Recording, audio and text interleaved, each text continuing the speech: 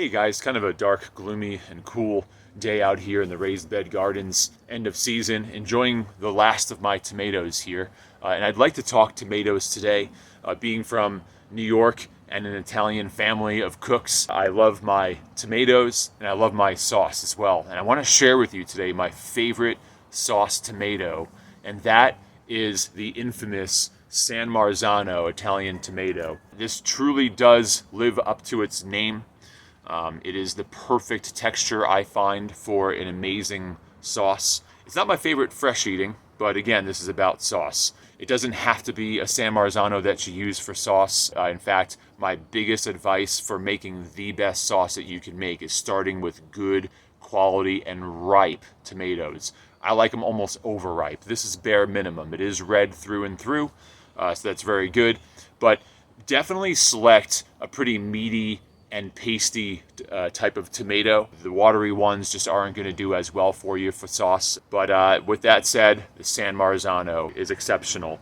And I really don't have too much to say about its growing culture. I will say this though, that the San Marzano is a little bit more prone, I find, in my yard in Colorado, to diseases, especially blossom end rot, a little more than every other variety of tomato I've grown, and I have grown a lot of them. So just be extra careful to watch your moisture levels, keep them very consistent. That really helps with blossom end rot. Keep your soil nice and rich, and you should do fine.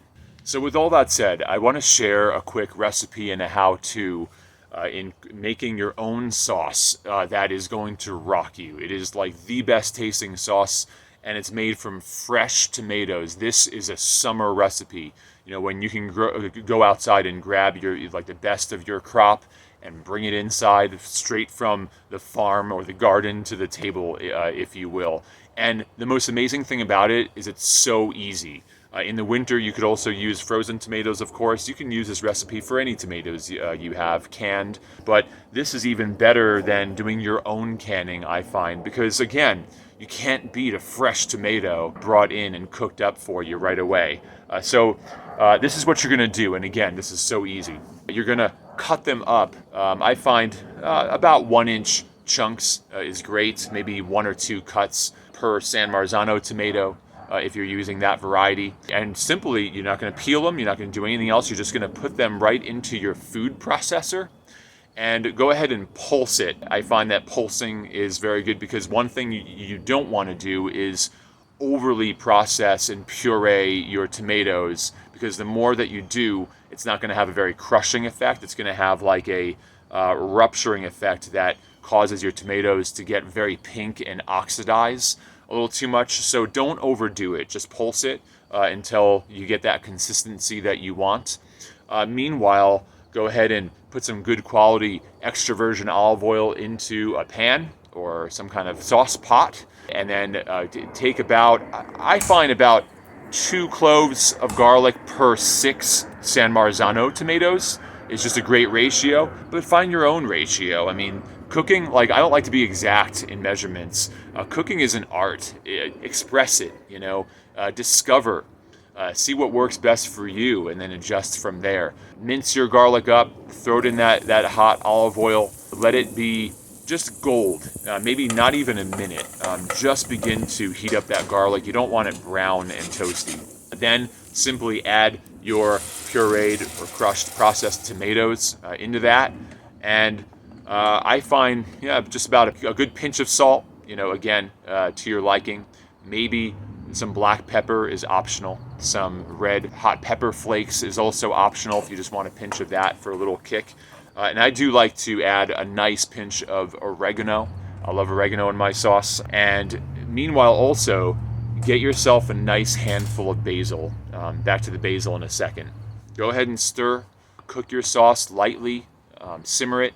I find that maybe a half an hour is plenty good. It's really kind of a myth that you have to cook your sauce all day, especially for this simple Italian marinara recipe, because this is what it is, a simple, just a pure marinara, authentic, as my Nonna or Italian grandmother would make it, and probably her grandmother too. This should be simple because Italian cooking is simple.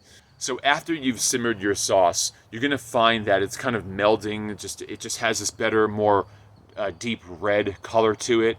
It's not watery too much. It just seems to be a good consistency, and that is really it. That's when you know that your sauce is ready to be served. It could be 25 minutes, it could be 45 minutes.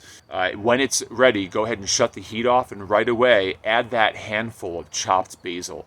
I do it at the end because the flavor of fresh basil is so good, yet it's so delicate. If you were to put that in the beginning, it really loses that fresh basil punch. So right before serving, go ahead and add your chopped basil, give it a stir, and there you go. Your sauce is ready. Serve it up however you prefer to, and enjoy it. You can freeze that stuff. You can can it for just all winter long. But you're gonna love this sauce. Again, simple Italian marinara sauce, beautiful flavor. Let me know what you think of it. If you have any comments or questions on anything I'm sharing today, let me know. This is kind of a culinary adventure of a video. I might do some more of these around the homestead because I love that connection from the earth, from the soil, from the beautiful lush garden to the plate. You know, that connection has been disturbed throughout the years and that gap has widened, but I love closing that gap and just enjoying fresh and nutrient rich and just healthy food culture. So hope you guys enjoyed. Until next time.